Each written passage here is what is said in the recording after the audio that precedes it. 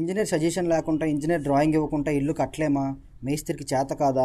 Engineer అంటే ఏంటో చెప్పు అన్నావు కదన్నా. నీకు అర్థమైనట్టుగానే చెప్తాను, నువ్వు అర్థం చేసుకో, ఓకేనా? ఈ మధ్యనే ఒక రీల్ బాగా వైరల్ అయింది, అందరూ చూసే ఉంటారు యూట్యూబ్లో, ఇన్స్టాగ్రామ్లో. ఒక టీవీ షో రీల్ అది.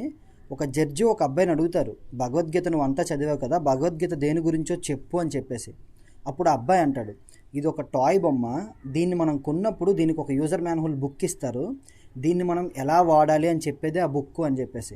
అలానే మనిషి పుట్టినప్పుడు ఏ విధంగా పెరగాలి, ఏమేమి నేర్చుకోవాలి, మనం ఏ విధంగా ఉండాలి, జీవించాలనేది మొత్తం భగవద్గీత యూజర్ మాన్యువల్ బుక్ అనమాట భగవద్గీత అని.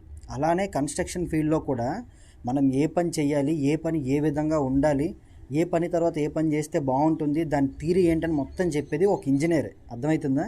నీకు అర్థమైంది అనుకుంటున్నా.